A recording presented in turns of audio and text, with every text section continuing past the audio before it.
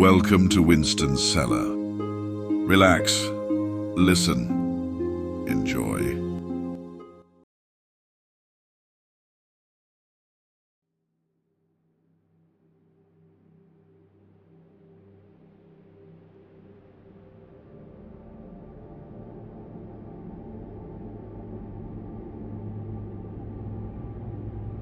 Recon Squad Stutley of the 9th Cohort crept through the twisting crevice caverns of Ceres' slave pits.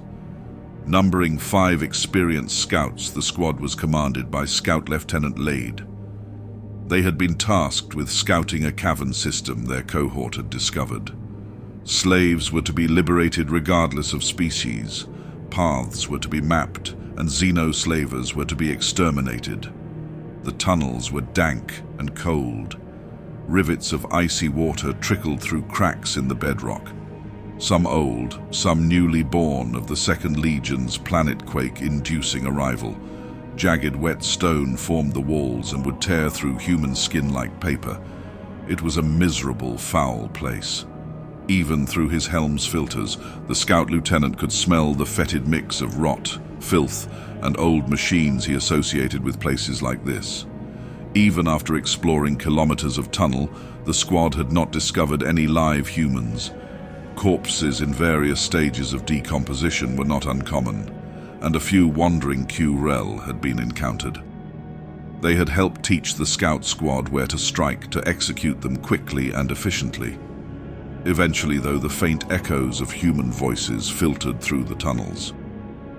After another kilometer or so of travel, the source of these voices were discovered. Creeping through the shadows like silent giants of grim vengeance, the scouts encountered a pack of human slaves. At least 100 souls, ranging from children to barely living elders, were chained together and marched forward by a trio of Xenos. Before the Battle Brothers could strike, the chain lurched. A diseased, weakened old man slumped over and stopped the slaves' movements.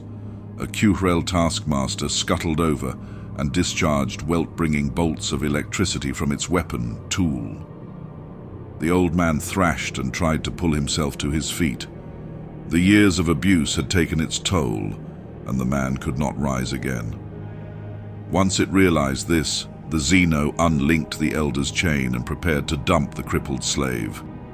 The Xeno considered consuming part of the fallen slave, but assumed it would be too diseased to safely consume. As it pondered this, its feeding limbs reached forth. This thought of defilement was what sealed its fate. Just as the Astartes were about to strike, a bloody shriek filled the tunnel. A little girl, no older than 11 Terran years, had detached herself from the chains when they had unbuckled the old man. In her hands was a sharpened bit of metal, and in her heart a lifetime worth of rage. She hurled herself at the slaver and jammed the crude dagger into one of its light-sensitive lobes. Momentary shock filled the chamber as the Xeno keened in agony. Soon, frantic voices echoed through the chamber as other slaves lunged at the Xenos. Whips of energy scorched flesh from bones, and blood-splattered rocks gouged at the Xenos with the near-psychotic fury of the desperate. The tunnel echoed with screams both human and Xeno as the feral carnage continued. A new, keening wail spread, and both slaves and masters paused as they recognized the sound. A pack of hunt beasts was scuttling along the walls, coming to assist the Xenos. The slaves started to panic and surge away from the noise. They knew the grotesque pain of the hunt beast's blood-boiling venom.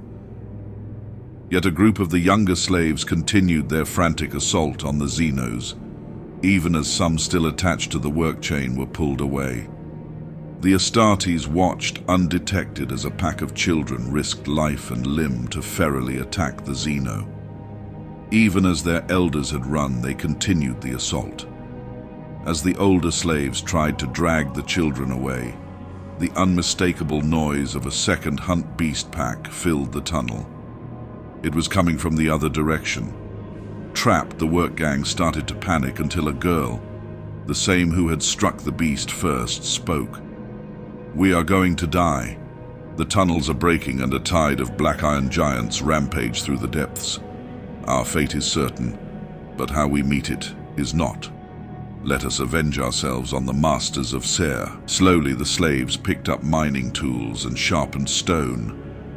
They knew the girl's words truth. They had lived as slaves for too long. These youths, each light-touched as the deep witches called those born after the flame ignited, were a different breed than their broken ancestors. Inspired by the children's wrath, the slaves charged, screaming at the closing in Zeno, the girl at the head of the pack. Their charge was met by hungry screeches as the hunt beasts leapt upon their prey. They never reached it. Armored giants seemed to melt out of the shadows, 3 standing between the first pack and the rebels, 2 between the second pack. The Xeno creature was easily the size of the girl and had leapt to sink its teeth into her neck. With one massive hand, Scout Lieutenant Lyde caught it and crushed it into paste. In the deep baritone rumble of the Emperor's Angels of Death, he spoke to the girl. After millennia of language drift, she could barely understand it. "Well said, child, well said." In a storm of iron and blood, the Astartes entered the fray. Power machetes ripped through chitin and xenoflesh with disturbing ease. The muffled thump ashen pattern assault shot cannons filled the chamber as they dismembered and pulped both huntbeast and curel. Lieutenant Lead weaved between acid-tipped claws and feral lunges. With the practiced ease of a trained hunter, he decapitated the creature and moved on to the next target. Quickly and efficiently, the Astartes cleaved through the Xenos. They were avatars of humanity's wrath, and death was their art. For the rebels' senses, it was a near instantaneous slaughter. One moment the Xenos were about to butcher them. The next, a pack of giants had appeared, and their former masters and hunters were reduced to smears on the tunnel walls. The first rebel, the girl who had sought to avenge her grandsire, was the first to realize they were now surrounded by the giants. They had committed such violence so quickly and easily. Nothing she could do would save her people from the steel Goliaths. Even so, she would not be a slave.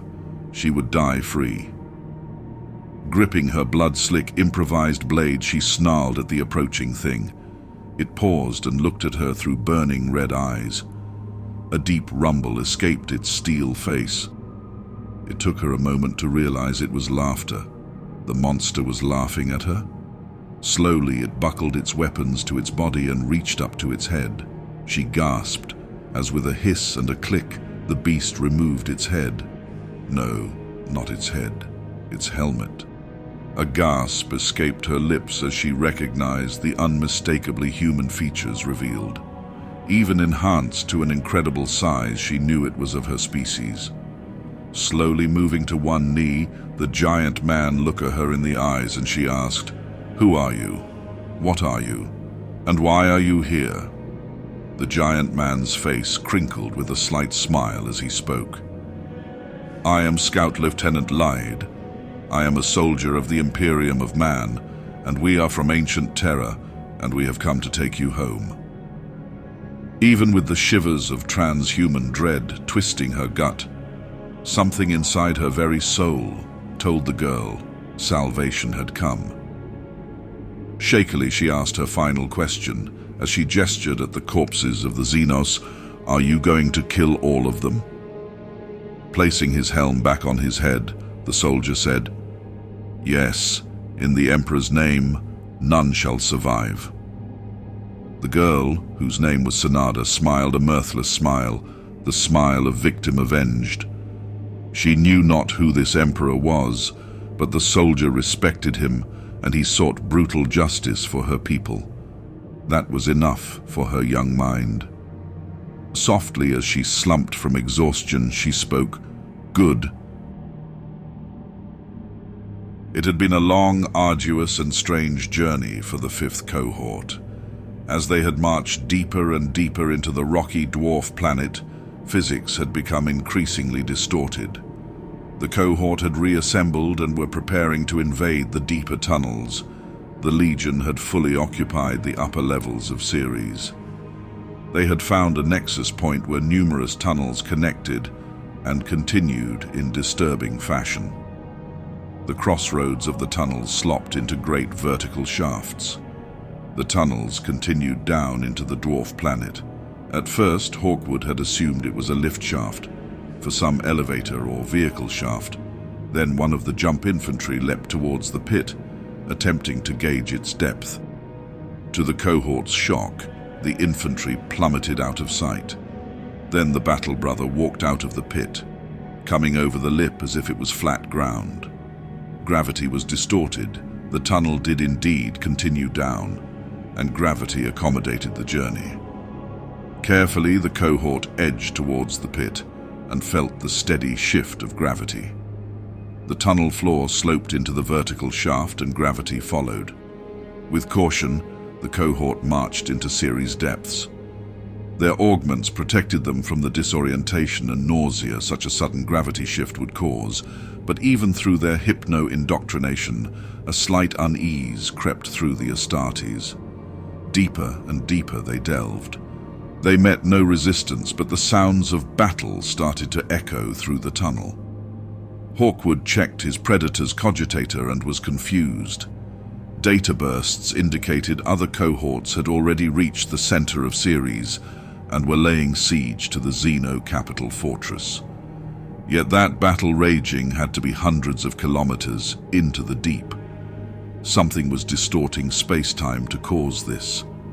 After an hour or so of travel, the sounds of battle were accompanied by faint flashes of light and the quakes of guns. They were close.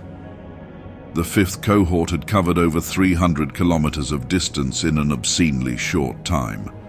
Eventually, the tunnel opened up into the heart of Ceres. It was massive, a dozen-kilometer wide and tall super cavern.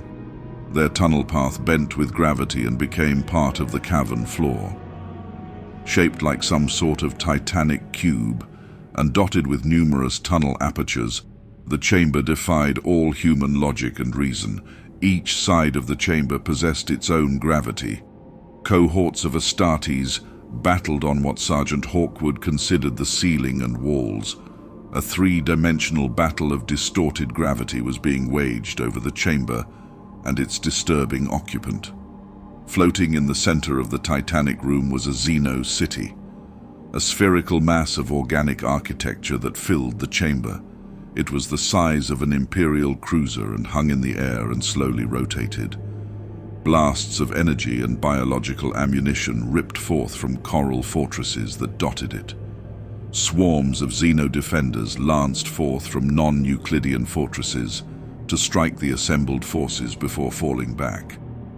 This was the heart of the Q-Harel infestation. Sergeant Hawkwood smiled with righteous fury as his tank column formed up alongside its fellows. Like the well-oiled machine they were, the Astartes crew prepared for combat and the order to fire. When it came, they and dozens of Predator tanks fired as one upon the enemy. The armored assets of the Legion poured fire at the Kural capital. Cannons spat death, disrupting force fields and smashing spiral battlements. Flak fire ripped scores of Xenos from the air. Bolt gun and blade made quick work of those Xenos unlucky enough to get in range. From all six sides of the cube, the Legion attacked. Jet bikes and jump infantry dueled Xeno warriors mid-air as they sought to land upon the floating city. Despite the firepower leveled against it, the fortress held strong. Great gouts of eldritch lighting scoured along the cavern walls, summoned and aimed by pulsating nerve towers that stuck out of the fortress like an oceanic bottom feeder's spines. These bolts were not the slave-breaking tools the invasion force had encountered before. Entire tanks and dozens of battle brothers were vaporized instantly when they struck. Seeking to avoid that fate, the Legion's forces moved constantly, not allowing themselves to bunch up and become an easy target. Even as they moved, they fired, for this offense was simply an elaborate feint. The true offense was coming. With every frantic strafing run that managed to reach the Xeno fortress, The jet bikes of the third formation dropped a unique payload. It was difficult flying in the zone where the gravity of the chamber flipped, but the benefits outweighed any risk. Dozens of compact advanced teleportation homers plummeted into the Xeno city's gravity. When each homer hit, an alloy spike deployed from its base, locking it into place as it unfolded and called into the warp. These beacons were clever mixtures of Mechanicum skill and Primarch genius, designed to send a signal into the Imperium and form a safe one-way, one-use warp current. The Deep Striker beacons, as they were nicknamed, allowed for a much more accurate and longer-range teleportation. Once enough of these beacons were successfully planted, they ignited. Hundreds of spiritual riptides erupted in the Sea of Souls, forming a clear pathway from teleportarium to beacon. Hundreds of Astartes braved the Imperium and arrived in a storm of warp lighting onto the floating city. The first formation had arrived. Composed of the best the other 9 formations had to offer, the first formation was mighty. Terminators and dread knights thundered forth.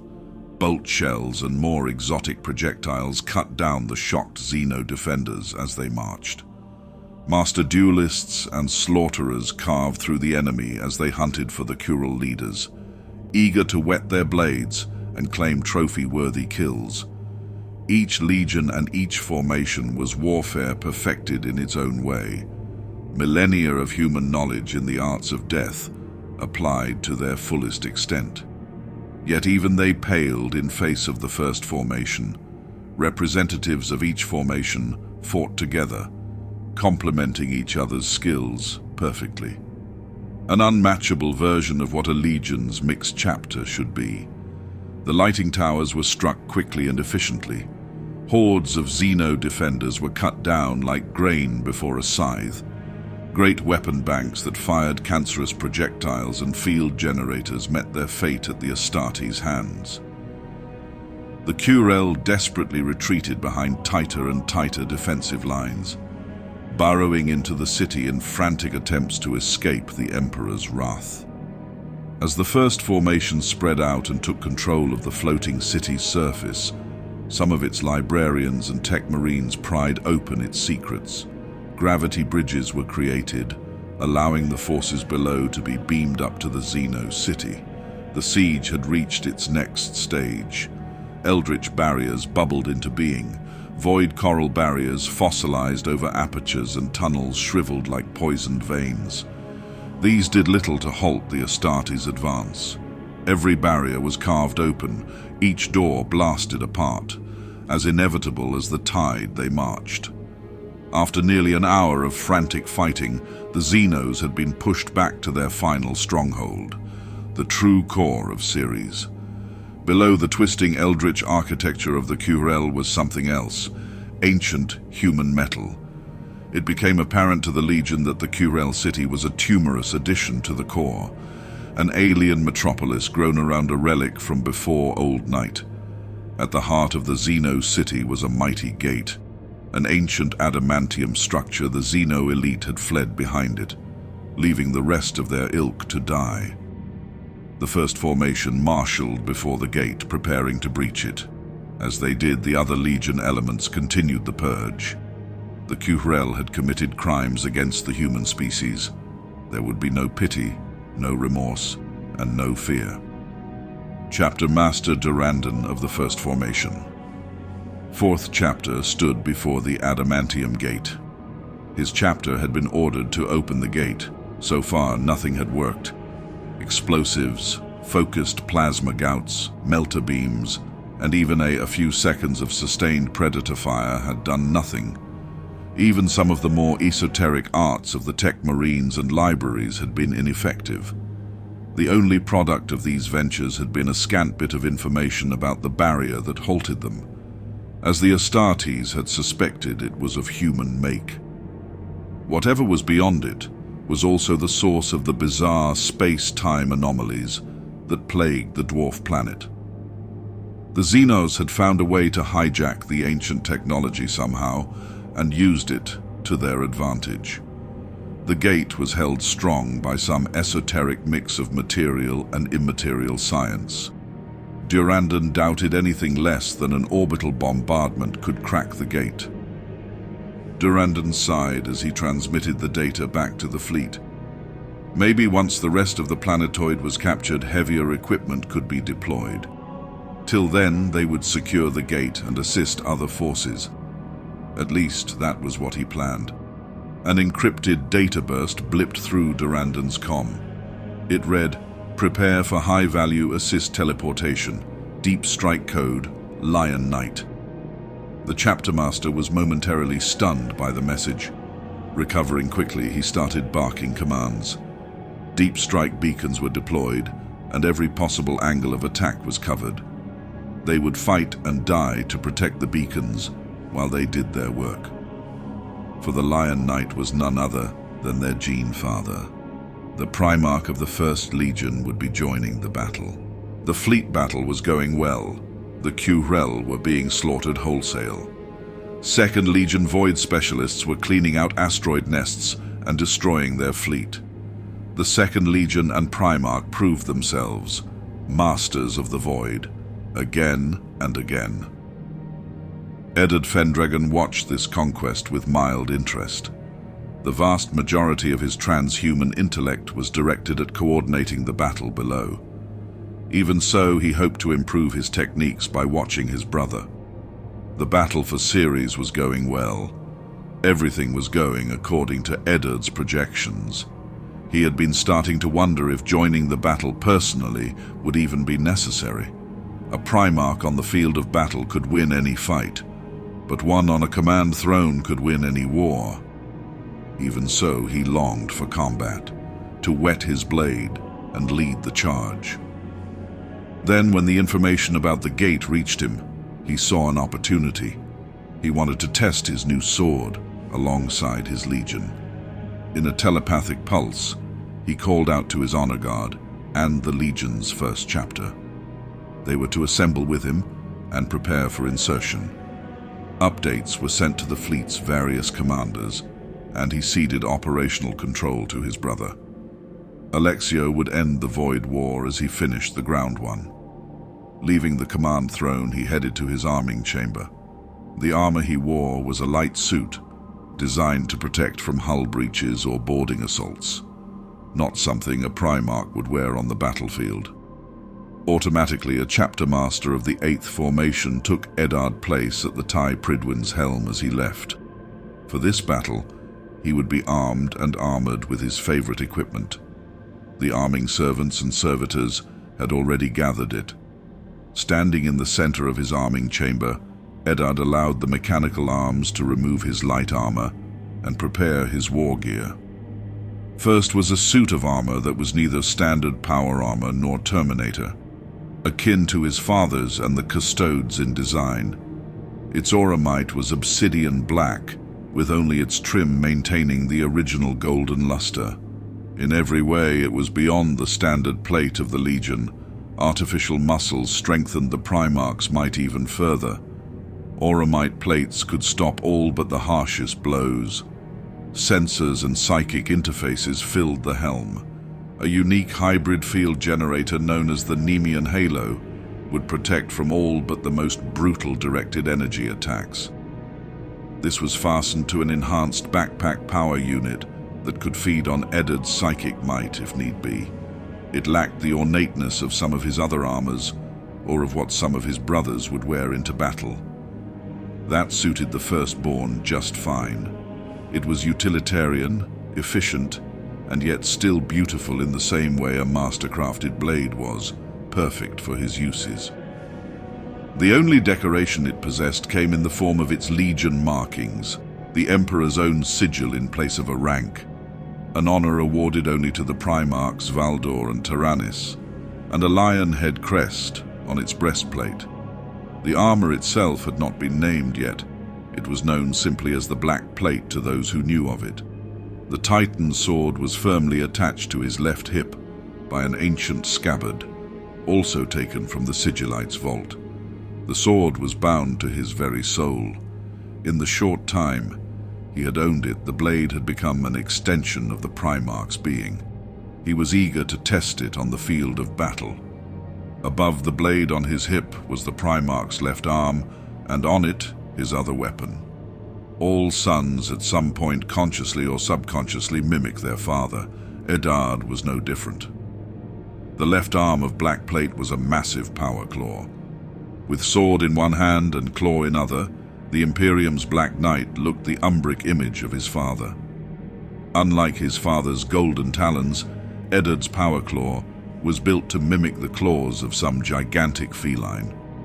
The armored gauntlet was bulky like his father's, a mass of auramite and adamantium that housed archaic mechanisms. Its hulking fingers ended in atom-sharp claws that could ignite with crackling energy.